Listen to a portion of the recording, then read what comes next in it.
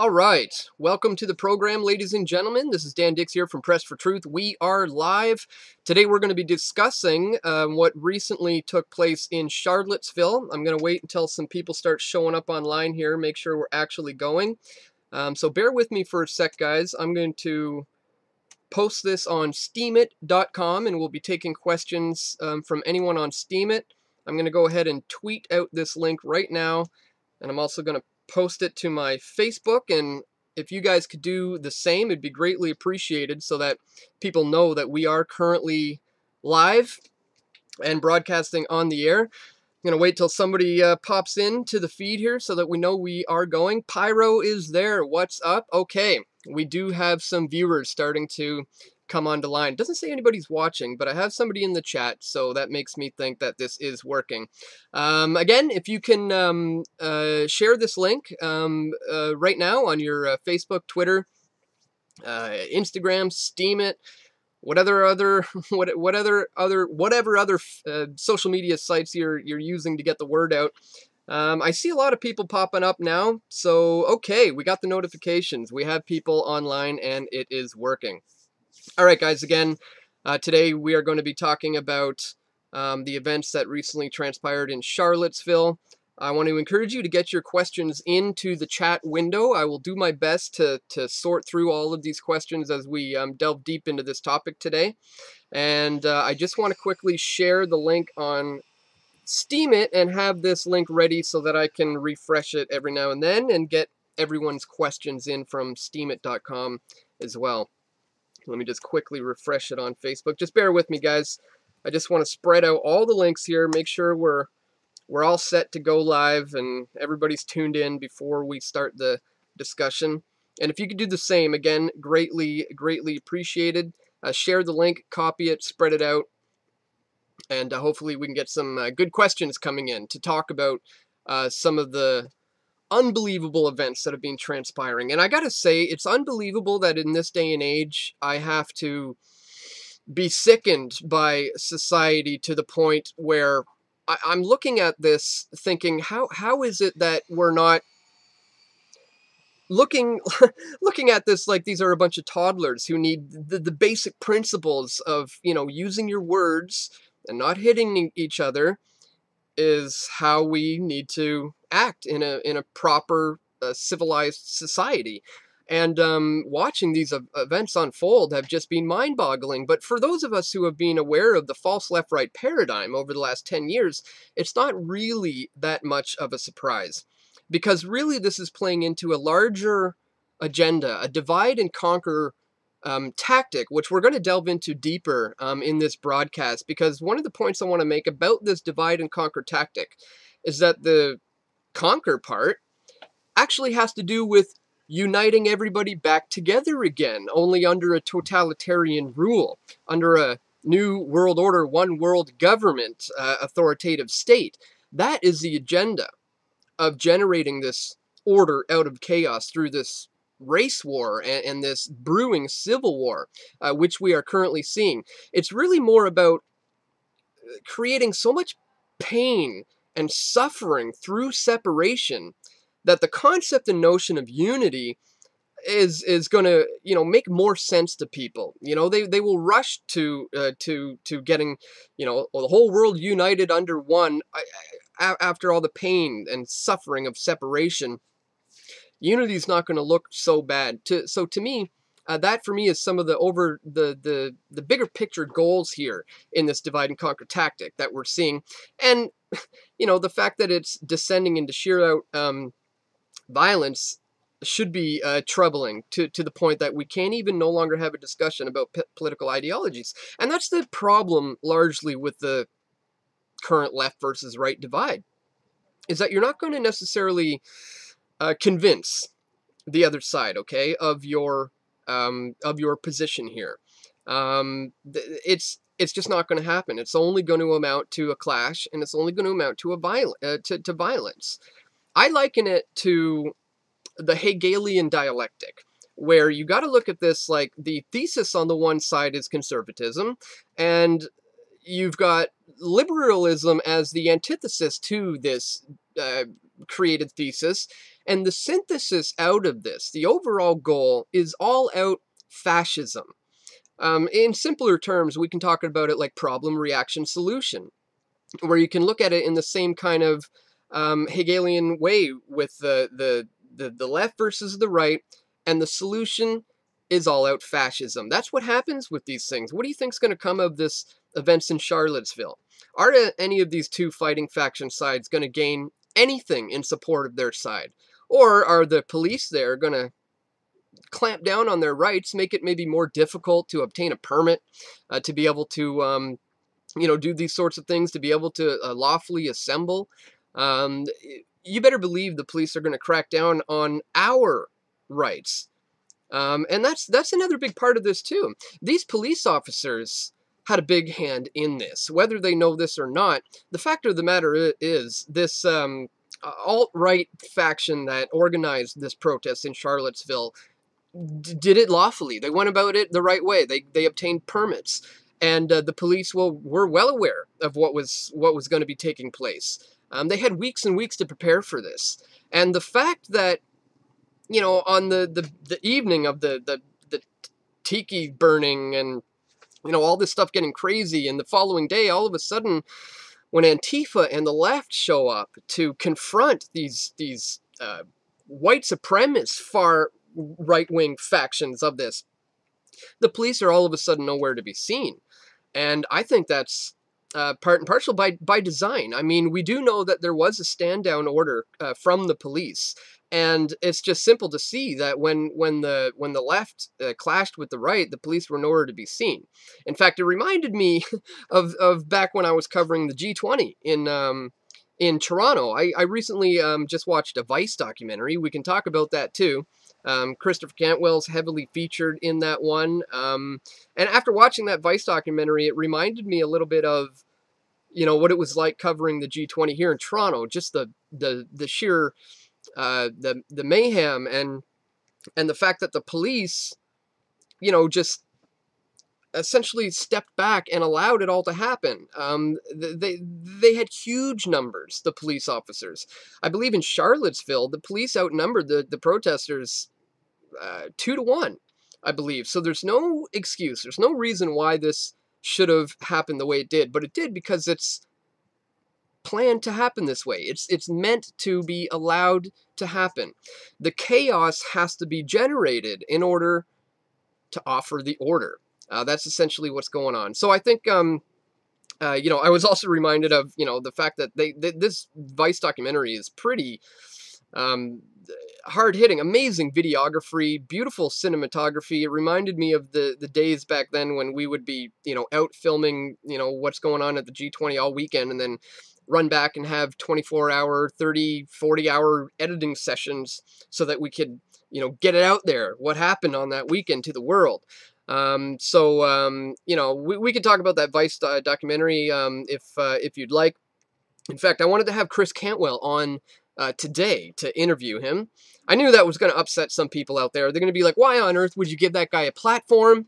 He is clearly a violent alt-right white supremacist guy coming from this Vice documentary. But this is the problem, folks. If you do not believe in freedom of speech for even the people that you disagree with, or maybe even fully out despise, then you don't believe in freedom of speech at all. And that's the crux of the situation. That's what this all boils down to. People are incapable of learning to have a rash discussion with someone that they disagree with. And in this day and age, if you can't articulate yourself properly, and you can't say, man, what you're thinking and advocating is stupid and wrong and dangerous. But I can't properly, vocalize myself. So I'm just gonna pick up a hammer and maybe throw a Molotov cocktail at you, and that'll get you to understand my position. No, you're playing into the it's the fuel for the fire, is what it is. And you're playing into this order out of chaos tactic. Again, this is all by design, folks. So I'm going to quickly check around. Let me refresh the Steemit post, make sure we're actually going here, see if we have anybody tuning in, any questions coming in yet.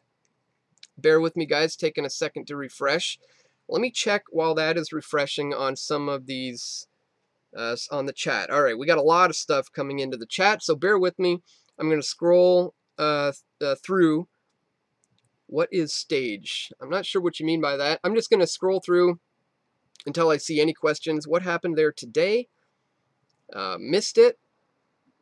What do you think of the latest press conference with Trump?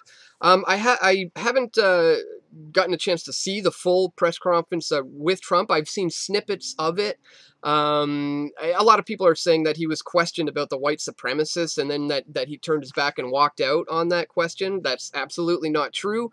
He was already leaving the room when that reporter kind of grandstood with that question and tried to slam it in there while he was already leaving. But the fact of the matter is, the media plays a huge role into what we're seeing transpire. Because let's face it, the faction of the left, the percentage of Antifa and these so-called anti-fascist activists who are coming out to counter-protest the alt-right, as they call it, is incredibly small in America. Like, these numbers don't even compare to any of these other political groups and ideologies. I mean, it's a very, very small percentage of the population who are into these things. It really doesn't have much of an effect on the country at all.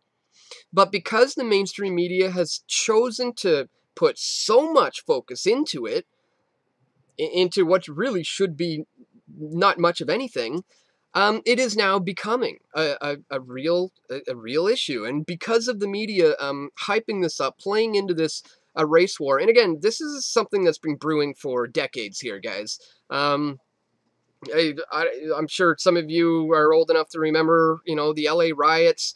I mean, we all know, that when Barack Obama was elected president, it was believed as very progressive. It was awesome. It was like, all right, we got a black man as president, and I agree, it's great. But did this lead to a better society? No, it didn't in America. Actually, we're seeing the divide more heavily than we've ever seen. And I've just seen a super chat pop up. That is awesome. I forgot to mention the super chats. Thank you so much for that. Isaac President. Question: is Justin Trudeau going to get re-elected? Unfortunately, you misspelled that. It's re-selected. There is an S on that because our prime ministers are selected in this day and age. Thank you so much, Isaac, for the super chat and for the question. Is Justin Trudeau going to get re-elected? And you know what? I am kind of sad to say that it's a very good possibility that he is, because it's 2017. And he's progressive. He's a feminist. He is on the side of, opening everything up, the borders essentially, and not vetting illegal immigrants coming into this country. Anyways, the point is, this prime minister is pushing for what society wants to hear right now. We just had I don't know if it was an amendment, but the Canadian government announced some of the new provisions they want to see in the amendments to NAFTA, the North American Free Trade Agreement. And wouldn't you know it, gender rights issues, they want them to be included in the NAFTA agreement. And I think this SJW mentality that a lot of Canadians seem to be kind of left-leaning these days, seems like they're going to gobble this stuff up. And this is why Trudeau is always marching in the front of the pride parades. This is why he's grandstanding with the Ramadan socks, and why he's trying to be so progressive, because he wants to maintain that vote. And we haven't had cannabis legalized yet, just as he promised he would do. I warned Canadians that this was an election ticket that he was riding in on. He was going to get the vote of all the cannabis users in Canada. There's a heck of a lot of us. And here we are. Nothing is being done. He's dragging his feet. The reason why it's not being legalized yet is because they're getting their ducks in a line to make sure it can be done in a proper way. And I have a feeling, Isaac, they may wait until the next re-election time to rehash that issue. To say, guys, we've been working on the cannabis issue. We need you to bear with us here. It's not easy. It can't be done overnight. And if you re-elect us, I promise you this time, we will get it. I swear. That's what this is leading to. So, to answer your question, I really hope not. It's not like we can vote him out, with somebody better at this stage in the game. But I certainly hope we do not see a second term for our feminist former drama teacher, pro-trans prime minister. Okay, let's get on through with some more of these questions. Do you think both sides, radical right and radical left, are responsible for the violence that started, that if the police did their duty, things would have played out differently? Daniel Williams, thank you for the question. I do think that things absolutely would have played out differently if the police had done their job. This was known, what was coming. The groups are well known. The counter protests are well known. They had an idea on the numbers, and they in fact outnumbered the demonstrators 2-1. There was over 1,000 police officers there, and there was only about 500 alt-right protesters and counter protesters. So there was close to 2-1 officers to be able to deal with this issue. And I've seen it before, tons of times, many times. Where you get those extreme evangelical Christians who are saying, all gays are going to hell. Protesters show up to those guys all the time, and it could easily descend into violence. But what the police end up doing is they form a line in between the two groups. They link each other's arms sometimes. I've seen this in Philly and in DC. The police officers will form a chain in between the two fighting groups. And first time I saw it, I was like, wow, they're protecting the those crazy guys, saying that just those. I don't really like the way those guys go about it, screaming, that everyone's going to hell. And I used to think, wow, they're protecting those guys. Well, darn right, they're protecting them. This is freedom of speech. And do I agree with the far right-wing alt-right? No. Am I a white supremacist? No. Do I agree with their right to be able to speak their mind in a free society by getting a permit in a protest? Yes. Absolutely. Do I think the KKK should be able to have a rally and speak their mind? Yes, absolutely. But the police are going to have to be aware that in a free society where people can speak their mind, there's going to be other people who want to speak their mind, who are going to oppose that. And the police need to recognize both sides. So to get back to your question, yes, the violence was, it takes two to tango. But certainly if that third party would have been in the picture, the police, everything could have been very different. But again, this is all by design. This is we're getting back to this order out of chaos mentality where they need to generate the chaos. They need to generate the pain of separation is going to far outweigh any problems that we're going to have with unity, and the solutions. The synthesis to this Hegelian dialectic will be, we must unite. Can't we all just get along, one big happy family? And that's what I fear is the end game. It's a global government. It's a new world order. It's a singular cash system. It's a singular government. It's a singular religion. It's a singular police that's going to police the world. And things have to be torn down before they can be sewn back together. It's the phoenix that rises out of the ashes, guys. This is all being done by design so that the phoenix can rise from the ashes, and the phoenix is the new world order, the one world government. Everybody getting along in one big happy family, but no, it's all actually total control under the new world order system. Spencer says, you the man? No, that's you, bro. Be Rich, what's up? Dan, what's up, Be Rich? Okay, guys, I'm going to quickly scroll through. We're going to look for some more questions. I see a lot of comments, Looking for a question mark. A lot of people talking about LSD for some reason. Okay, I'm not seeing too many questions here, but I'm seeing a ton of comments, so bear with me. I'm going to keep scrolling through. Oh, let me go back to Steemit. I did refresh that page. Let's see if we have anybody chiming in on Steemit watching live. And if you're not familiar with steemit.com, STEEMIT.com,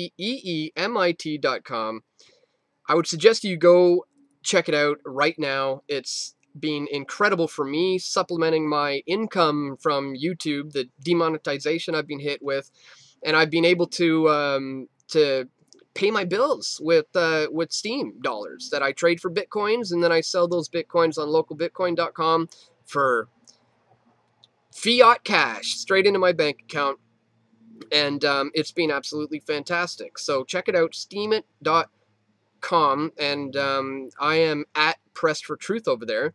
And let's see what we have here. Lavater in Steemit says the terror attack was 100% staged, a media production. By the way, great live show so far. Glad I caught it as it started. Well, I'm glad you're tuning in live. I'm not so sure about this media production. You know, that's quite the hoax to have to pull off there, my friend. You know, some of the images, the photos, the videos are incredibly troubling. I know a lot of people who were there, and friends of mine who witnessed this firsthand. So I'm pretty sure it did happen, my friend. But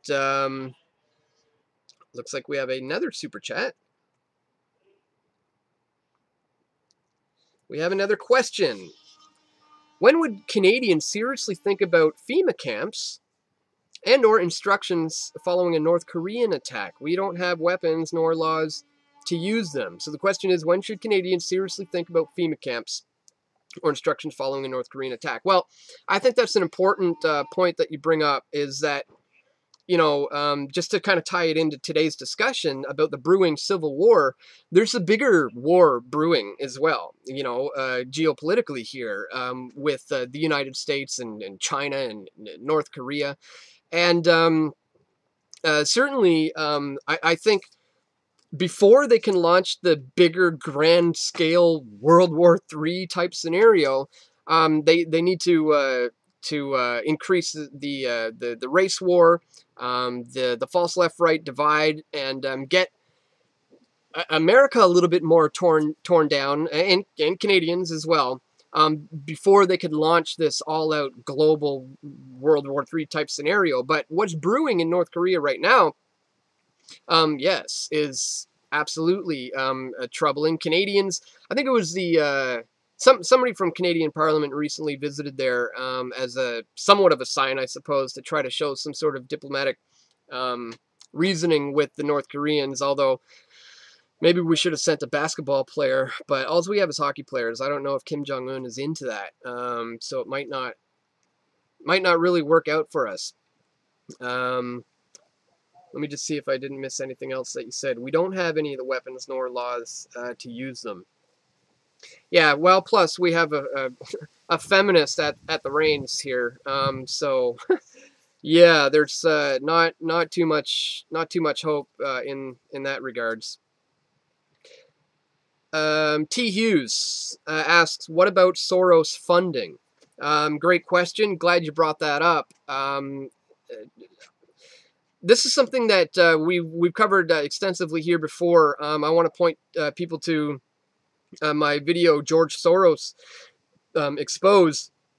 Gosh, I can't even remember what it's called. I think I titled it, actually, it's something to do with Canadian refugees, and in it we expose kind of the history of where George Soros is coming from, and how he has been backing these violent groups like Antifa to go out and do these things.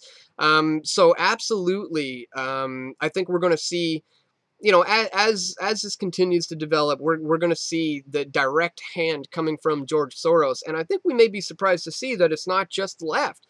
I mean, again, I can't reiterate enough the overreaching plan here of order out of chaos is creating the fighting that we're seeing right now, so that they can offer the solution.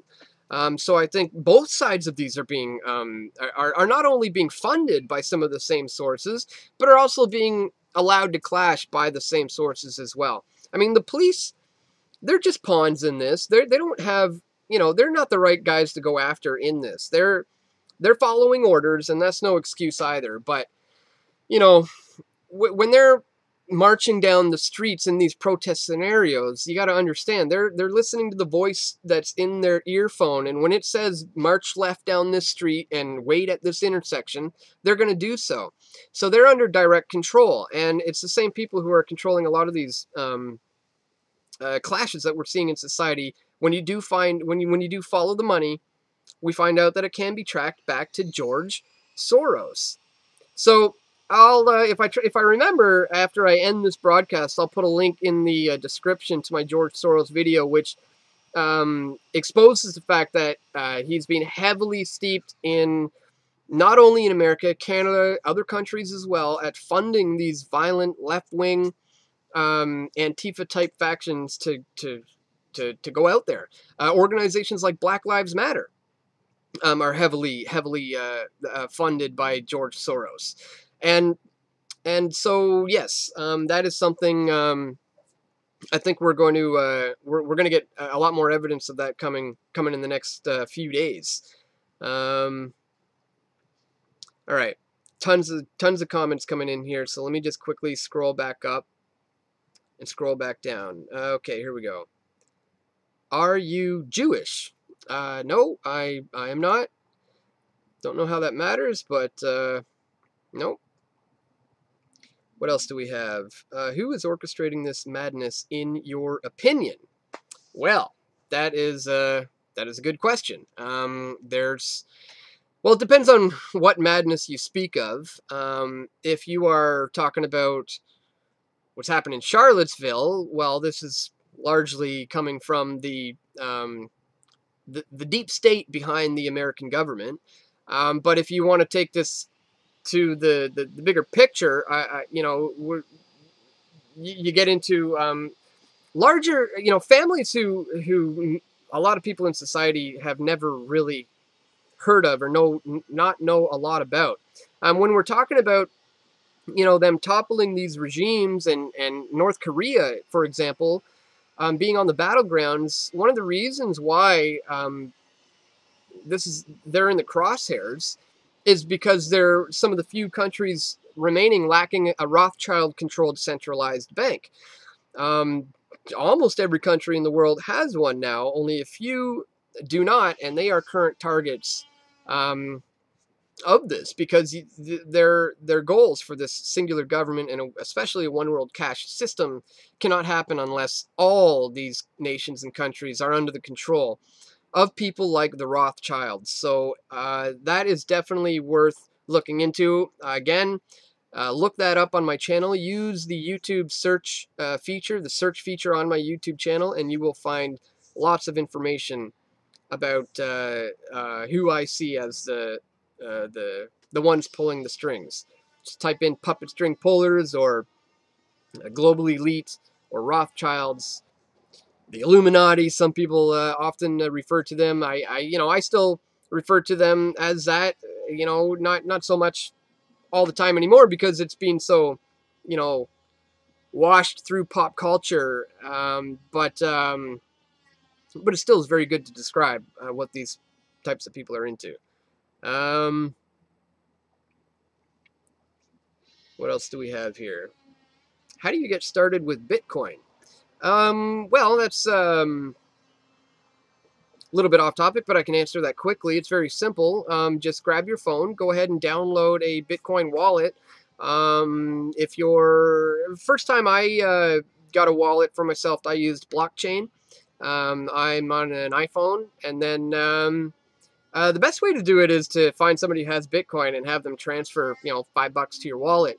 Or you can go on to various Bitcoin exchanges, and it's similar to the stock market, where you'd go on an exchange, There's one in Canada here called, I think it's Quadrex, where you can fund it with a debit card, credit cards, or even fiat cash. You can transfer money to there and then purchase Bitcoins through the exchange.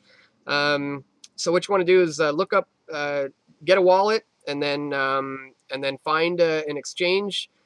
Quadrex, I believe it was called, Quadrex RX or something like that. You can look that up. That's a good one to use here in Canada. Okay, I'm going to quickly scroll through, see what other questions we have here in the chat. Once again, thank you so much for the super chat, guys. Your donations are greatly, greatly appreciated, especially as you are well aware, you know, the YouTube demonetization that just hit us hard across the board. We also want to remind you to support us on Patreon, patreon.com/pressfortruth. This is where you can join as a patron and contribute a monthly amount in order to help me be able to continue to provide daily videos. I don't know if you noticed, I've been lately trying to bang out a video every day, at least 5 or 6 a week. You know, I might miss one day throughout the week, but I'm trying to bang out as many as I can, and you can support my efforts in doing that by signing up as a patron at patreon.com/pressfortruth. Recently, you know, I've had to set up a Patreon alternative link because, you know, a friend of mine, Lauren Southern, was recently kicked off of that platform because of her controversial views. So it's a bit of an eye-opener for a lot of us who are, you know, looking at Patreon as a you know, safe haven, somewhere to go to because to deal with the YouTube censorship. But now my opinions and my views may very well be censored there as well. So although I do appreciate your support on Patreon, if you're not all into them because they're kind of left-leaning, you could go to the Patreon alternative link, which is pressfortruth.ca/donate. And there you can become a patron, or you can donate Bitcoin, or you can sign up as a PFT member, or you can go to the Patreon alternative link and contribute on a monthly basis to me directly, as opposed to going through Patreon. And then, of course, there's Steemit.com, STEEMIT.com, where you can get paid in a cryptocurrency called Steem Dollars for liking my stuff, commenting on my stuff, or posting your own stuff. It's awesome. It's a win-win for anybody trying to get outside of the YouTube censorship. And in fact, I just did we're getting a little bit off topic, but I did a video yesterday. I released an interview I did with the creator of a new decentralized YouTube-type platform called DTube. Really exciting. It's built on blockchain technology on the Steemit network. It looks like I'm frozen a little bit. Hopefully we're still going. But it's built on blockchain technology on the Steemit network, and it's really something. Check it out. It could be the future of you know, getting around all this YouTube censorship issues. Okay, my feed seems to be frozen, it looks like. I got a spinny wheel going on right now, so hopefully you can still see me. I'm not sure. I'm just going to keep going, see if we have any more questions coming in here. Dan, anything to say about Rebel Media, is Robert Cameron is asking. Or anything to say on the United Kingdom and what's happening over there.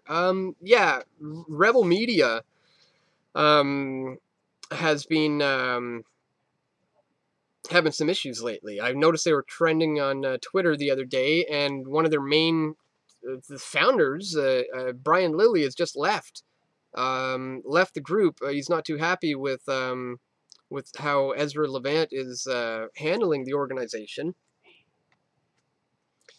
Okay, I got a really video output low, it says. Okay, guys, I apologize. Let me know if you're experiencing buffering issues, or if the feed is still coming through okay. I seem to be getting pretty bad connection all of a sudden. It says the signal strength is low, not maintaining enough signal. Viewers may experience buffering. I apologize for that, guys. Hopefully my internet can come back. I see I'm down to a couple bars all of a sudden, so hopefully we're still going. I'm going to give it a few minutes. Hopefully this is just a, hopefully we're just lagging here, and it's just kind of chugging along, and it'll pick up again. In the meantime, I'm going to quickly refresh my Steemit page, and we'll see if we have any more questions coming in from anyone on Steemit. Of course, it's hard to refresh this page too because my internet is completely lagging right now. And I don't see any new questions coming in from the Steemit.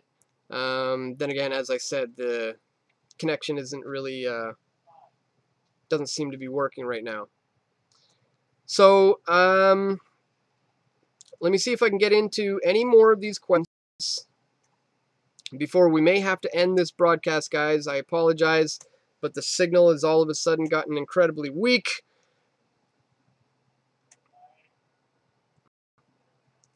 And I don't... Okay, here we go.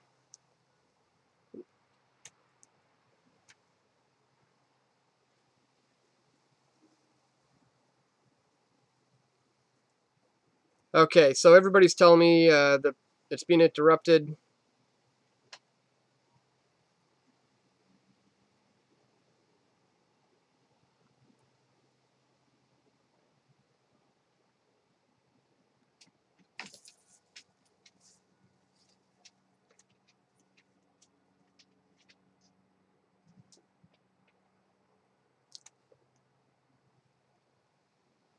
Are we still going? I don't think we are still going.